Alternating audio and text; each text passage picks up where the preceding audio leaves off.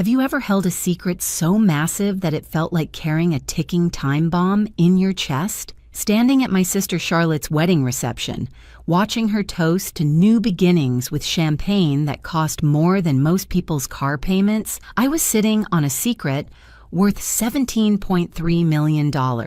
And every fake smile, every hollow laugh, every moment I kept my mouth shut would turn out to be the smartest decision of my entire life. Before I tell you what happened when our supposedly dead parents walked through that door 5 days later, I need you to know that your support means everything to me. If this story touches your heart or makes you think about your own family, please take a moment to like or leave a comment. Thank you. I'm Mavis Reeves, 29 years old, and until 3 weeks before my sister's wedding, I thought I was living a pretty ordinary life. I worked as a pediatric nurse in Boston, drove a sensible Honda Civic that had seen better days, and lived in a one-bedroom apartment where the radiator clanged like a ghost with anger management issues. My older sister, Charlotte, on the other hand, had always been the golden child, or at least that's what she told anyone who'd listen. Charlotte was 31, engaged to Preston Worthington III. Yes, that's really his name, and yes, he insisted on using the whole thing. She worked in luxury real estate, which basically meant she showed overpriced condos to people who had more money than sense, and she'd perfected this way of laughing that sounded like wind chimes, having a nervous breakdown. Everything about Charlotte was carefully curated, from her blonde highlights that cost more than my monthly rent to her designer handbags that had their own insurance policies. Our parents had supposedly died in a car accident in Switzerland 3 months ago. I say supposedly because, well, you'll understand soon enough. The funeral had been closed casket, which Charlotte had found tacky, and probably means they cheaped out on the mortuary services. Even in grief, she couldn't help but make everything about money and appearances. She'd cried exactly twice. Once when she realized she'd have to buy a black dress for the funeral, and once when she found out the estate would take months to settle. The wedding was everything Charlotte had ever dreamed of and more. We're talking about a venue that looked like something out of a fairy tale, if fairy tales came with a 6-figure price tag. The Worthington family had paid for everything, which Charlotte mentioned approximately every 10 minutes. Preston's family has been so generous, she'd say, fingering her 3-carat engagement ring like she was afraid it might evaporate. They understand the importance of starting a marriage off right. I stood there in my bridesmaid dress, a purple monstrosity that Charlotte insisted was lavender and very flattering on me, which was code for, I want to make sure I look better than everyone else in the photos. The dress made me look like an eggplant that had gone to finishing school, but I smiled and bore it because that's what you do for family, even when family treats you like a supporting character in their personal Broadway show.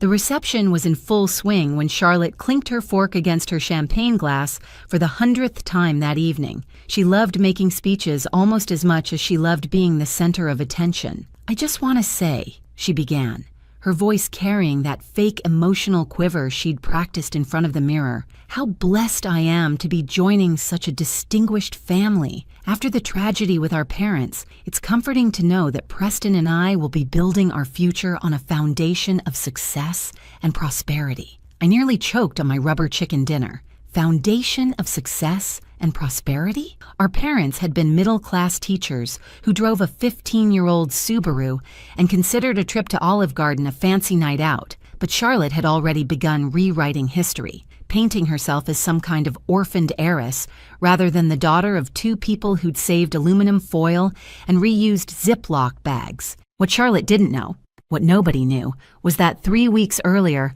I'd received a call that changed everything. It had come on a Tuesday afternoon while I was at work, and I'd almost ignored it because the caller ID showed a number I didn't recognize. But something made me pick up. Maybe intuition, maybe fate, maybe just the fact that I was hiding in the supply closet trying to avoid my supervisor who wanted me to work another double shift. Miss Mavis Reeves? The voice on the other end was crisp and professional, like someone who charged by the syllable. Yes, this is Harrison Fitzgerald from Fitzgerald, Brennan and Associates. I'm calling regarding your parents' estate. My heart had done this weird skip-jump thing that probably had a medical term I should know as a nurse. I thought the estate was still being processed, My sister said it could take months. Miss Reeves, I need to meet with you privately. Are you available this afternoon? It's rather urgent and it concerns matters that are, let's say, exclusively pertinent to you. Exclusively pertinent to me. Those 3 words would end up being the understatement of the century.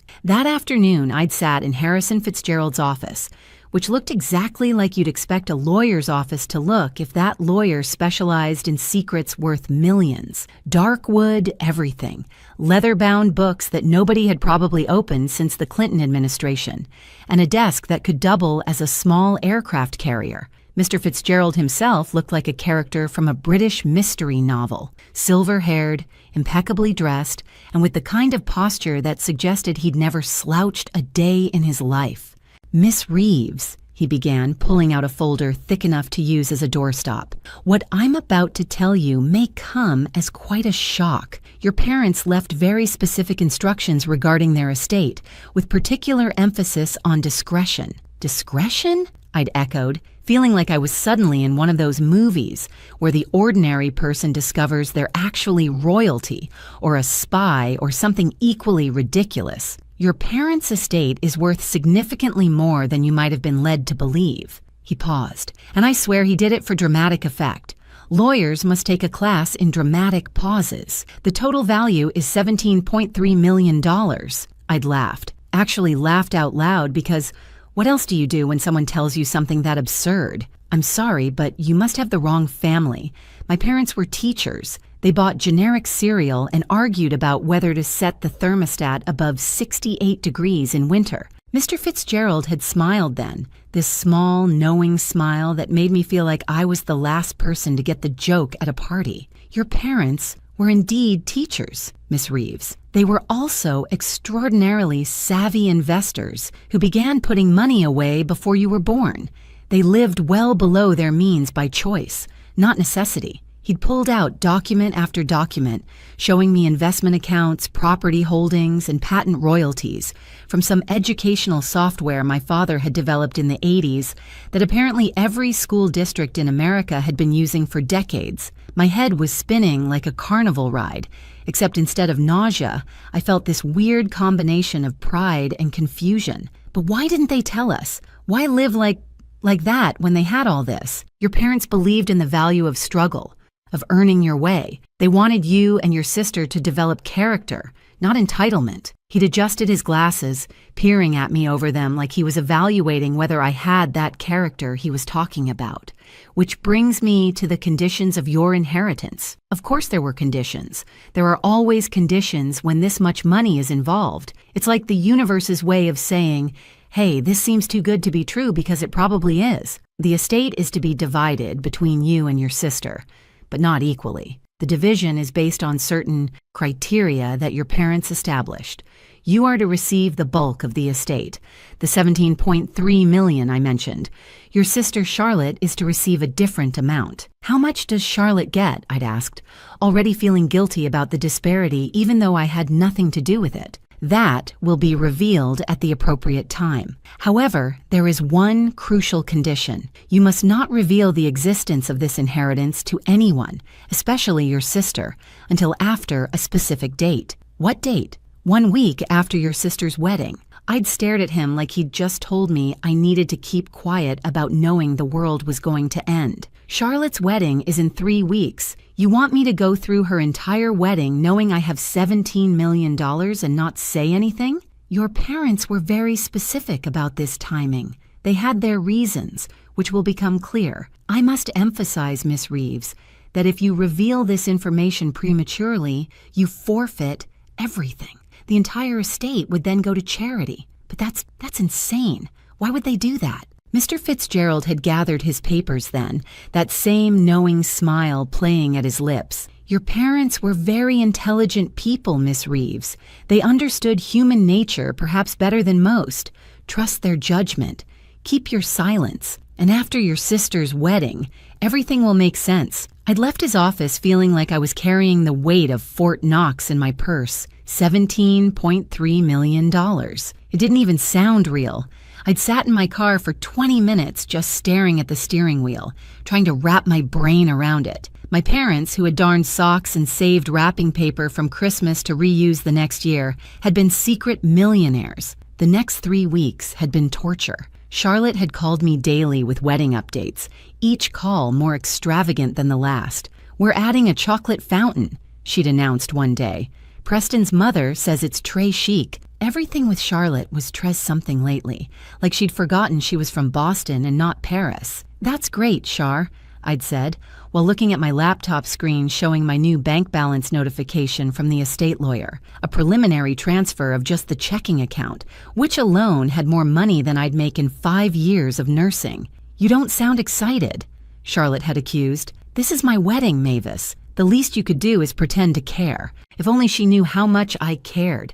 If only she knew that I was biting my tongue so hard it might fall off just to protect this secret that could change both our lives." But something about Mr. Fitzgerald's warning kept echoing in my head. Our parents had reasons. They understood human nature. As the wedding approached, I started noticing things about Charlotte I'd either ignored or excused before, like how she'd gone through our parents' house the day after the funeral, marking items with sticky notes labeled Charlotte or donate, never Mavis, or how she'd casually mentioned that as the older sister, she'd probably inherit more because that's just how these things work. She'd even pulled me aside 2 days before the wedding with this concerned expression that was about as genuine as a $3 bill. "Mavis, I've been thinking, when the estate settles, you might not get much. Mom and Dad didn't have a lot, and as the older daughter, I'll probably need to handle most of the financial decisions. But don't worry, I'll make sure you get something nice. Maybe Mom's jewelry box or Dad's watch." The jewelry box she was referring to contained costume jewelry from the 70s. The watch was a Timex that hadn't worked since the Bush administration, the first one. The morning of Charlotte's wedding dawned like something out of a movie. If that movie was about keeping your mouth shut while your sister marries into a family that makes the Kennedys look middle class. The Worthington estate sprawled across 40 acres of manicured Massachusetts countryside, complete with a hedge maze that probably required its own zip code and a fountain that shot water so high local airports had to route around it. I arrived early to help Charlotte get ready, which really meant standing there while a team of professionals did everything, and she barked orders like a general preparing for war. "The humidity is going to ruin everything," she wailed, despite the fact that her hair had been shellacked with enough product to survive a Category 5 hurricane. "Mavis, go check on the flowers. Make sure they use the Belgian roses, not the Dutch ones.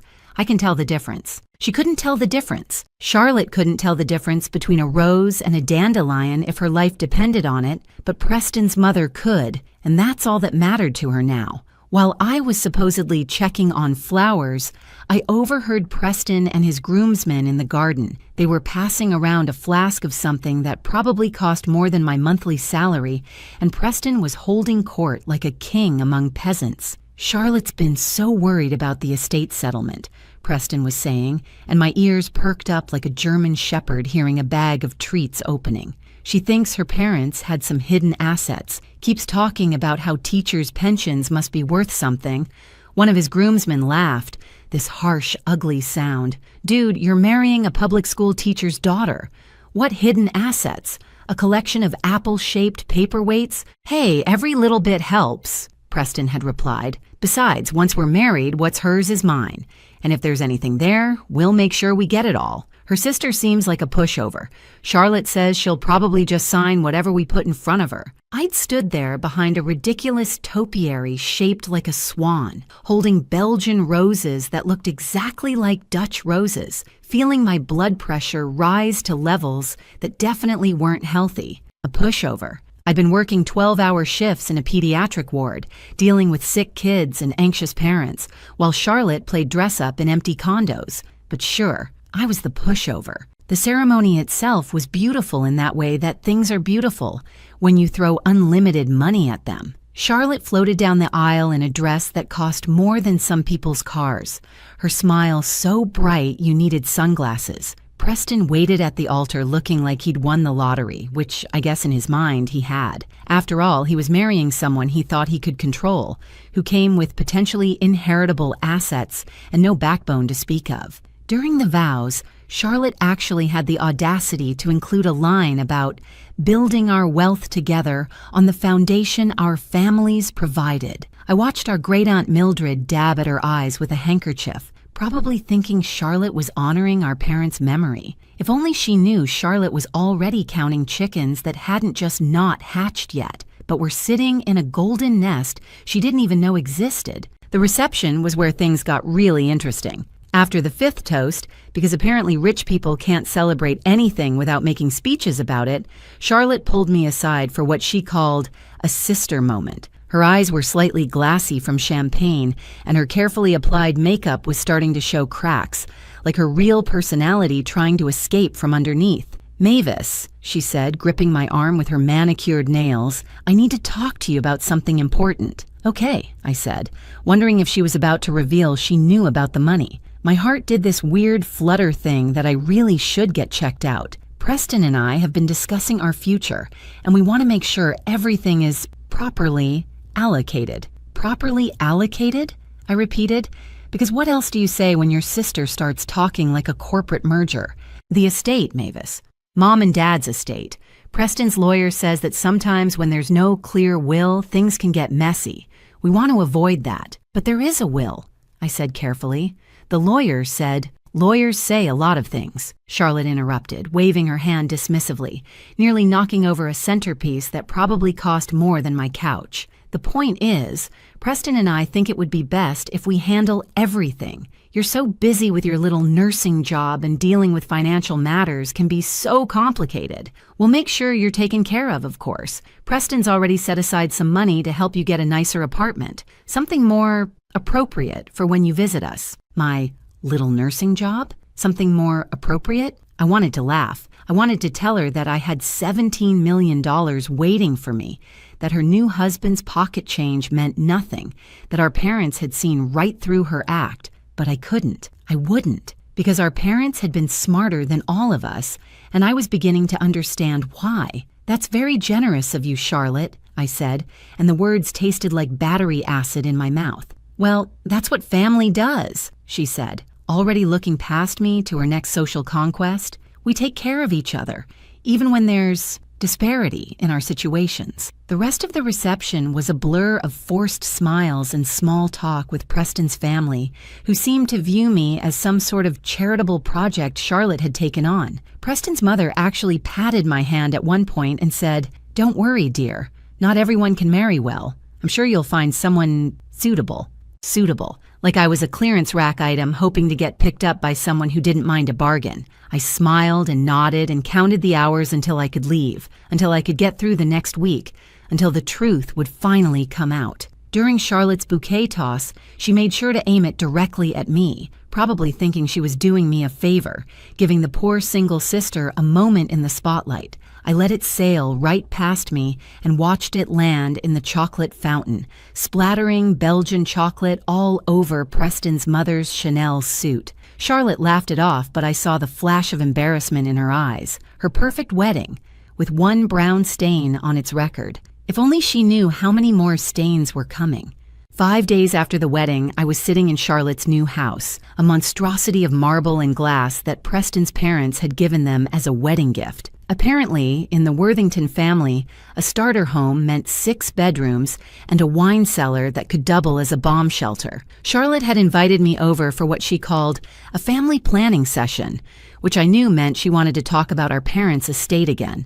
You know, I want to take a moment here to tell you something important. If you're enjoying this story, if you're feeling that tension in your chest, waiting to hear what happens next, please consider subscribing to the channel and hitting that like button. I know it sounds like just another YouTube request, but it's really not. Every single subscription, every thumbs up, it tells me that these stories matter, that sharing these incredible real-life dramas helps us all feel less alone in our own family chaos. Your support literally keeps me going, keeps me searching for and sharing these unbelievable but true stories. It takes just a second, but it means the world to me. Thank you. So there I was, sitting on Charlotte's white leather couch that looked like it had never been touched by human hands, holding a cup of tea in china so delicate I was afraid breathing on it might shatter it. Charlotte was going on about Preston's investment strategies and how they could maximize the potential of our parents' assets once they were released. "I've had Preston's lawyer draw up some papers," she was saying, pulling out a folder that looked suspiciously official. "Just a simple agreement that I'll handle the estate distribution. It's really for your benefit, Mavis.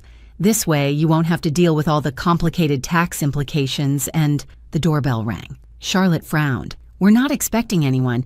Preston's at the club until 4. She got up to answer it, those ridiculous heels she always wore clicking against the marble floor, like a countdown to something massive. I heard the door open, heard Charlotte's voice start with, "Yes, can I help?" and then silence. Complete, absolute silence. The kind of silence that happens when your brain can't process what your eyes are seeing. "Charlotte, honey, aren't you going to invite us in?" That voice, that impossible, definitely not dead voice. I stood up so fast the delicate china cup fell, shattering into about 1,000,000 pieces on Charlotte's pristine floor. But I didn't care, because walking into the living room were our parents, our supposedly dead, supposedly cremated, supposedly scattered in Switzerland parents. Mom looked exactly the same, maybe a little tanned, wearing one of her sensible pantsuits that Charlotte had always called aggressively middle class. Dad was right behind her, and, this is the part that still makes me laugh, he was wearing a Hawaiian shirt.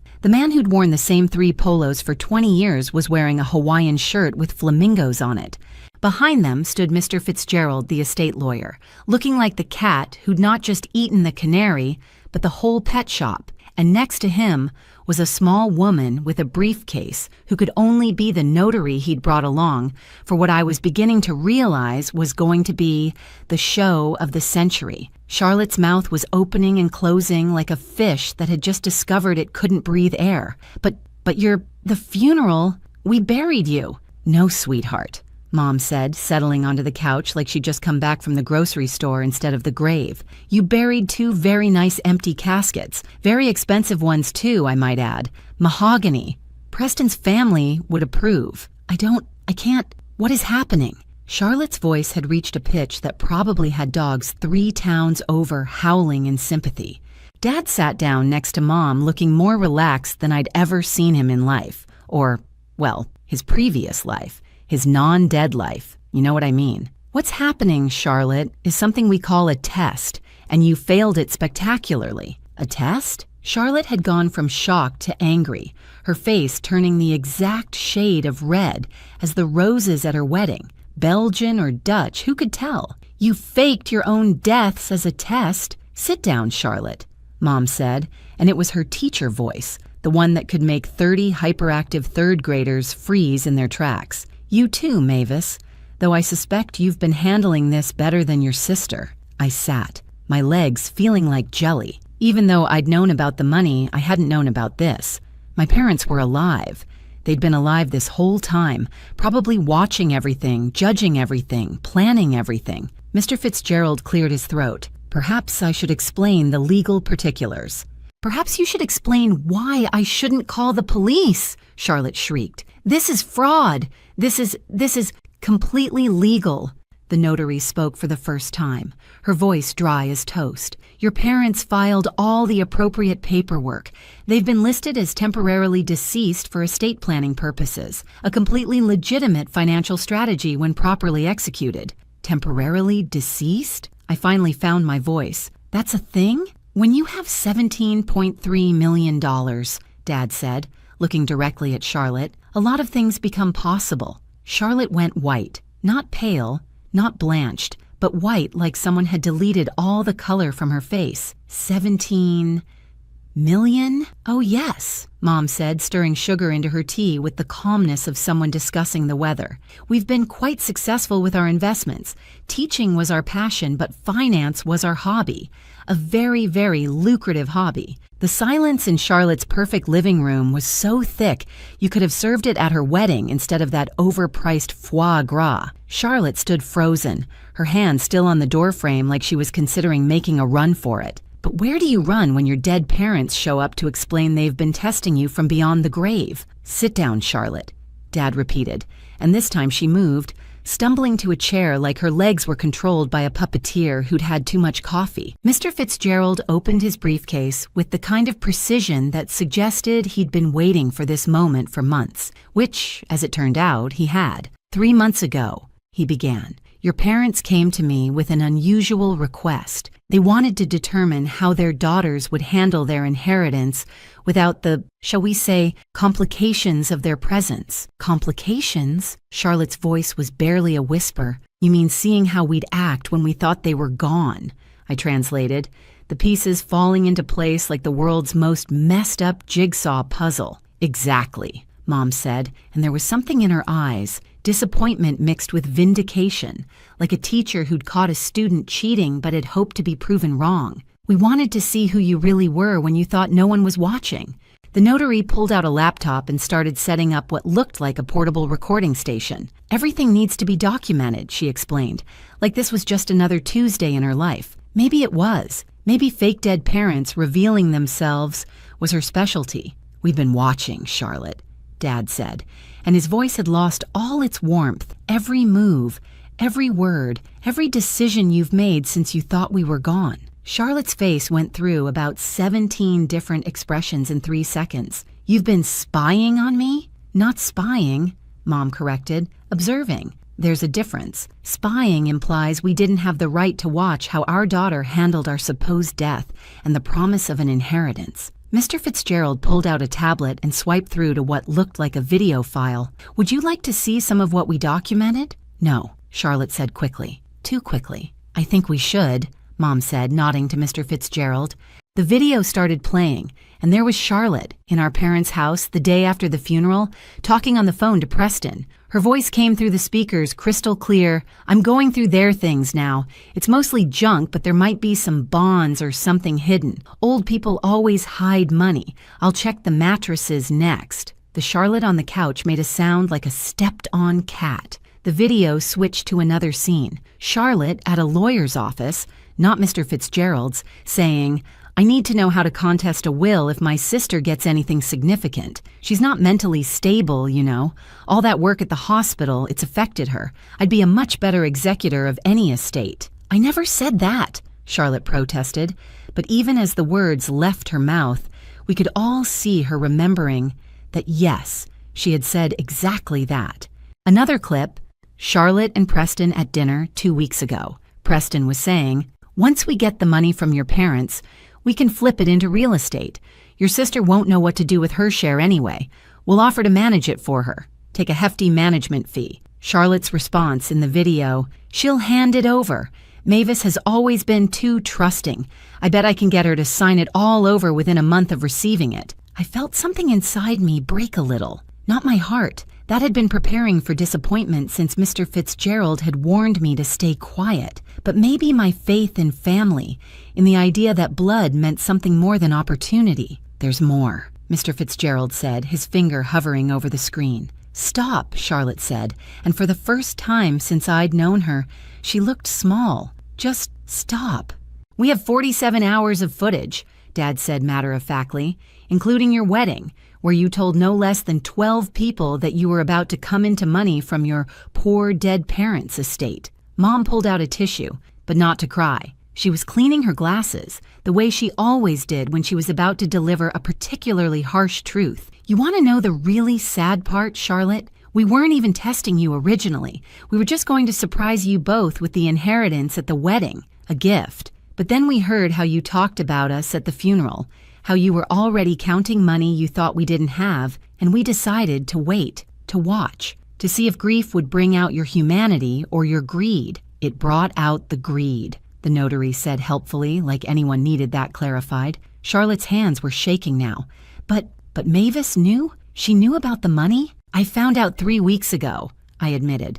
Mr. Fitzgerald told me, but said I had to keep quiet until after your wedding. And she did, Mom said, pride evident in her voice. Even when you tried to get her to sign over her rights. Even when you called her nursing job little. Even when you and Preston plotted to take everything from her. That was the real test, Dad added. Not whether you'd be greedy. We suspected that. But whether Mavis would keep the secret. Whether she'd protect the family's interests even when being insulted and diminished. Charlotte stood up suddenly, her legs apparently deciding they worked again. This is insane. You can't just fake your death and spy on your children. What kind of parents do that? The kind who worked their entire lives to build something meaningful, Mom said, standing too. And even though Charlotte was in heels and Mom was in sensible flats, Mom seemed taller somehow. The kind who wanted to make sure their legacy went to someone who would honor it, not sell it off for marble countertops and Belgian roses. They were Dutch, Charlotte screamed, and then seemed to realize that probably wasn't the point. Mr. Fitzgerald stood up, pulling out a thick manila envelope from his briefcase with the kind of flourish usually reserved for magicians pulling rabbits from hats, except this rabbit was about to bite Charlotte right in her designer-clad assets. Now, regarding the distribution of the estate, he began, his voice taking on that lawyer tone that meant expensive things were about to happen. Wait! Preston burst through the door, his golf clothes still pristine because God forbid the man actually sweat. Charlotte texted me, "What's this about your parents being alive?" He stopped dead when he saw Mom and Dad sitting there like the world's calmest zombies.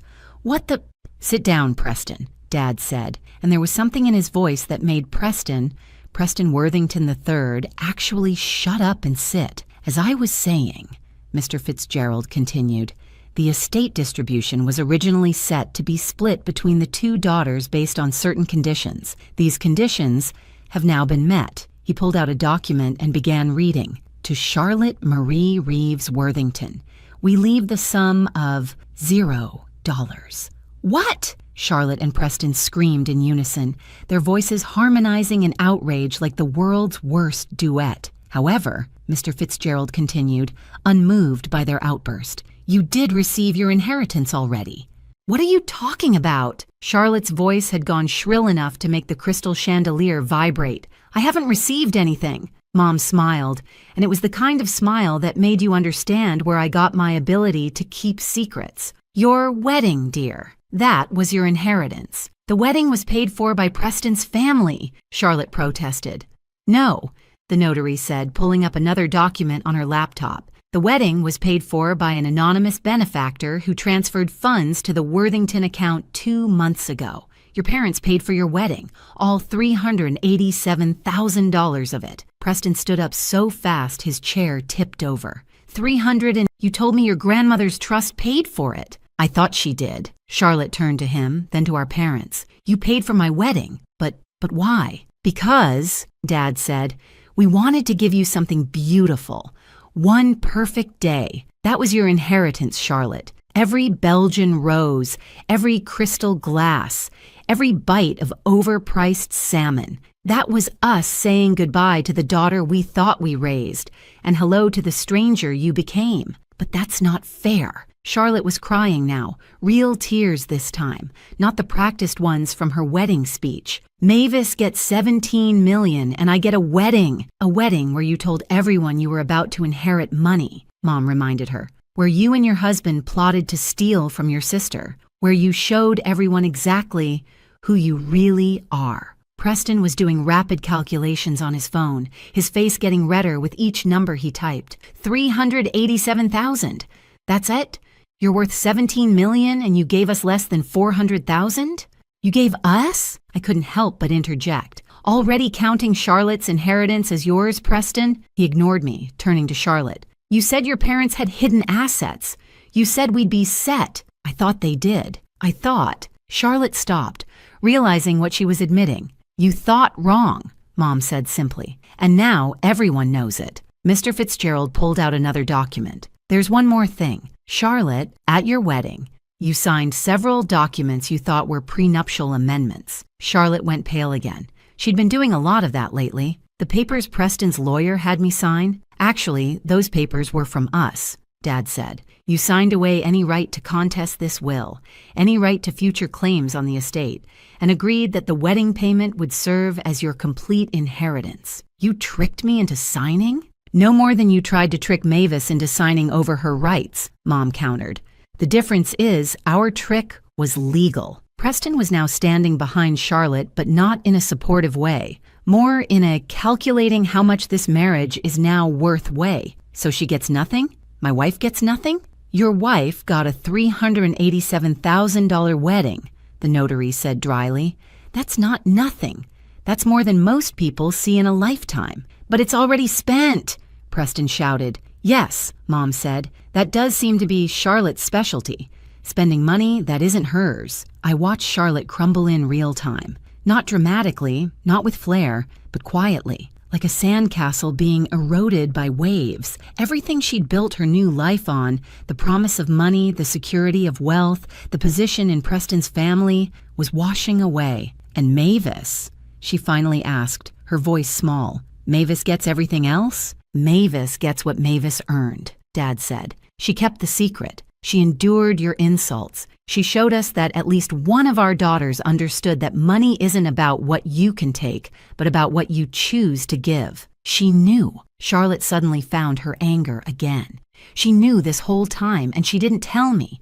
That's entrapment or something. It's called keeping a promise," I said quietly. "Something you might want to learn about." Preston was already heading for the door. "I need to call my lawyer." "Preston," Charlotte called after him, but he didn't turn around. "I'd go after him if I were you," Mom suggested. "From what we observed, his family values money above all else. Without it, you might find yourself less welcome in the Worthington family than you expected." 6 weeks later, I was sitting in my new office. Not new as in I'd bought some fancy space with my millions, but new as in the hospital had finally given me the promotion I'd been working toward for 3 years. Funny how money doesn't change everything when you don't let it. I'd taken exactly one thing from my inheritance so far. I'd paid off my student loans. The rest was sitting in various accounts Mr. Fitzgerald had helped me set up, growing quietly while I figured out what to do with it. Turns out, when you go from broke to millionaire overnight, the smartest thing to do is absolutely nothing for a while.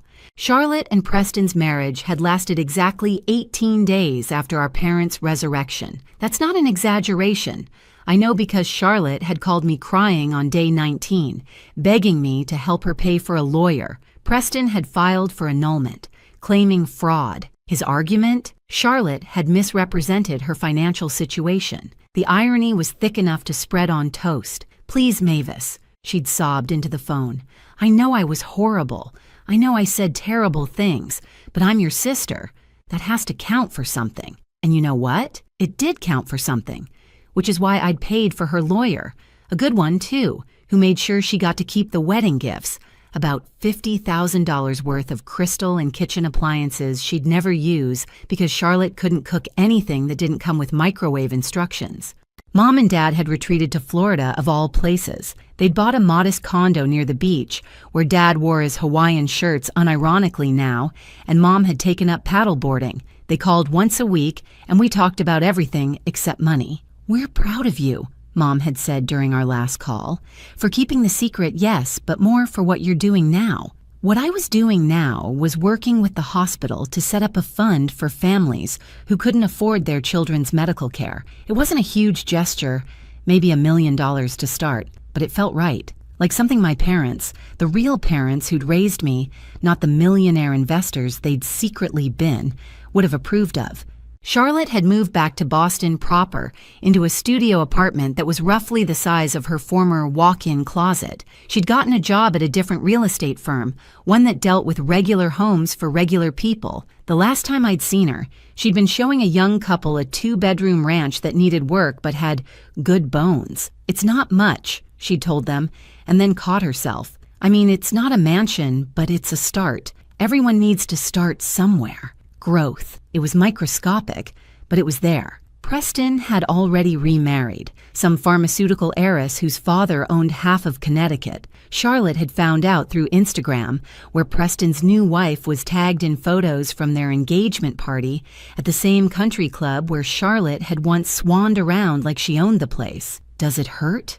I'd asked Charlotte when she showed me the pictures. "Like a root canal without anesthesia," she'd admitted. "But you know what?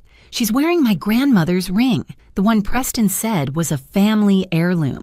Turns out it was just from Tiffany's. Current season." We'd laughed about that, really laughed for the first time since the whole mess started. It wasn't forgiveness, exactly. It was more like the beginning of the possibility of forgiveness, which was more than I'd expected.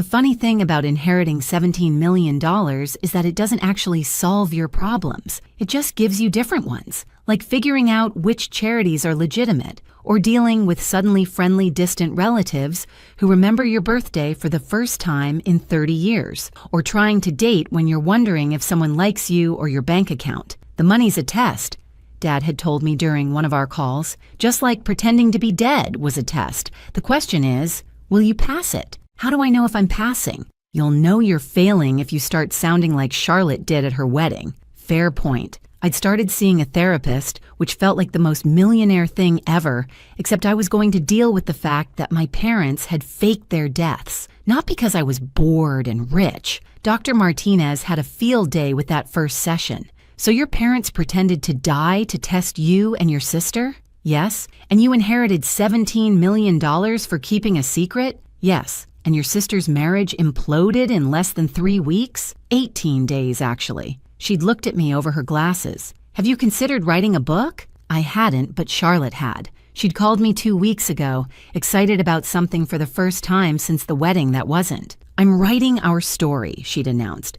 But from my perspective, a cautionary tale about greed and family and the dangers of loving money more than people. You're writing a book about how you tried to steal my inheritance? I'm writing a book about how I learned what really matters, she'd corrected. My agent says redemption stories sell really well. Of course, Charlotte had found an agent before she'd written a single word. Some things never change.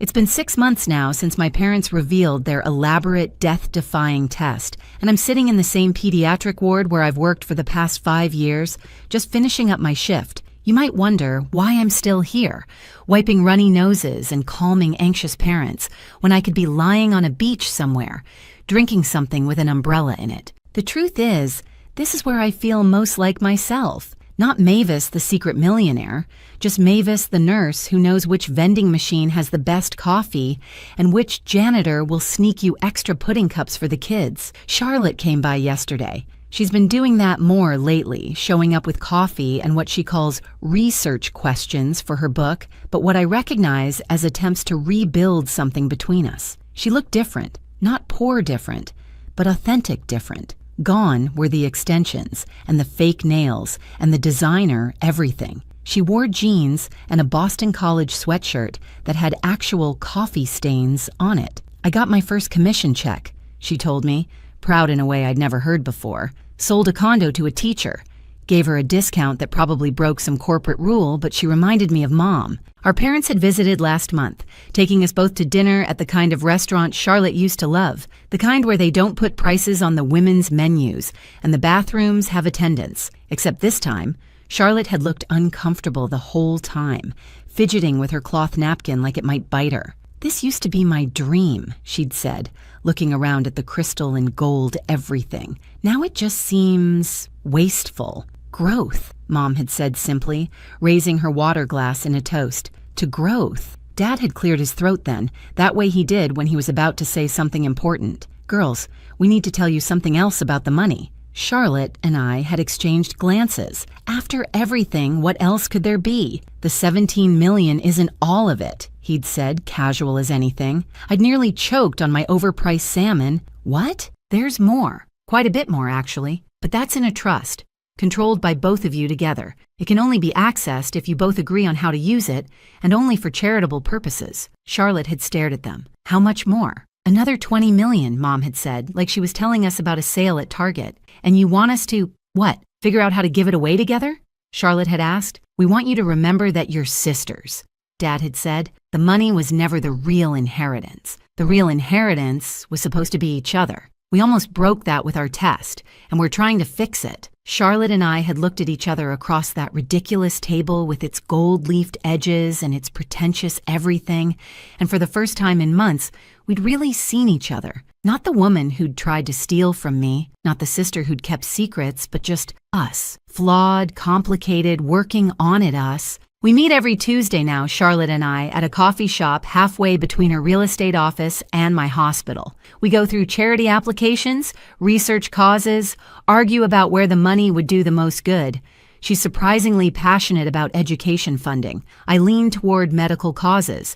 We're finding middle ground. You know what the funny thing is? Charlotte said during our last meeting, stirring sugar into her very normal, very non-fancy coffee. I'm happier now than I was at my wedding. Isn't that pathetic? No, I'd told her. It's growth. Preston's new wife had reached out to Charlotte last week, wanting to know if the prenup Preston had insisted on was normal. Charlotte had told her to get a lawyer, a good one. Then she'd called me, laughing and crying at the same time. I gave her your lawyer's number, she'd said. The one you paid for. Karma really is a circle, isn't it? It is. It really is. The truth about inheriting $17 million is that it doesn't make you a different person. It just amplifies who you already are. Charlotte, faced with the promise of money she hadn't earned, became the worst version of herself. I'd like to think I stayed true to who I was. But honestly, who knows what would have happened if the situation had been reversed? My parents knew, though.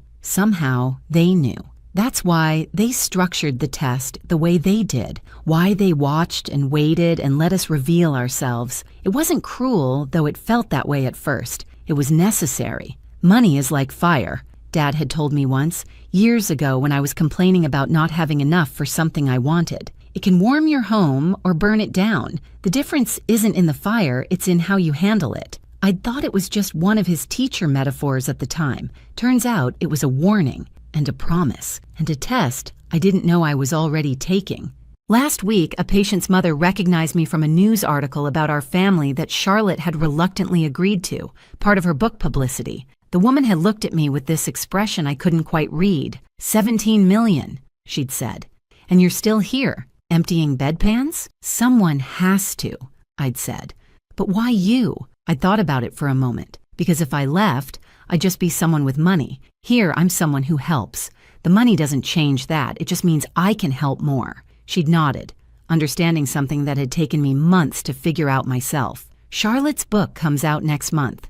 She let me read the manuscript, and it's good, really good.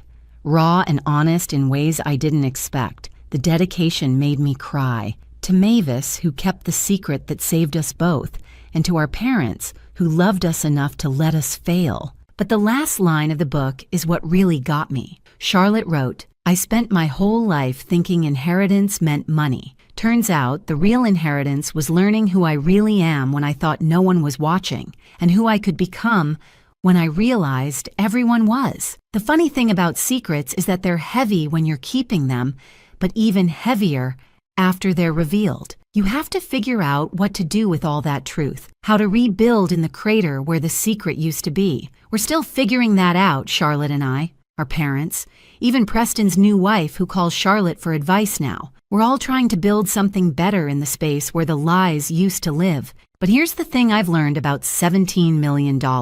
It's just paper and numbers until you do something with it. Charlotte's wedding cost $387,000 and lasted one day. The pediatric ward's new family fund has helped 43 families so far, and that impact will last lifetimes. The secret to keeping secrets, it turns out, isn't about staying quiet. It's about knowing when silence is golden and when it's just yellow. I kept quiet about the money, and it saved me from losing everything. Charlotte kept quiet about her greed until she thought it was safe to reveal it, and it cost her everything she thought she wanted. But in the end, we both got what we needed. I got the resources to make a difference. Charlotte got a second chance to become someone worth knowing. Our parents got their daughters back, different than before, maybe a little broken, but trying to heal.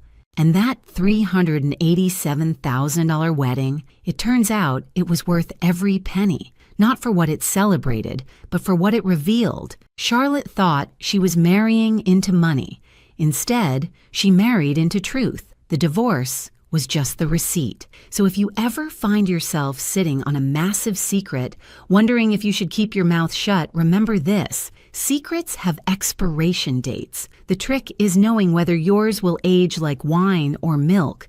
And sometimes, just sometimes, keeping your mouth shut at your sister's wedding might just save your inheritance and your soul. That's my story. A story about death that wasn't, wealth that was, and the price of keeping secrets in a family where everyone thought they knew the score. Turns out our parents were the only ones keeping real score, and the game was never about the money. It was about who we'd become when we thought the game was over. Thank God I kept quiet. Thank God Charlotte didn't. And thank God our parents loved us enough to die for the truth, even if they came back to life to deliver it.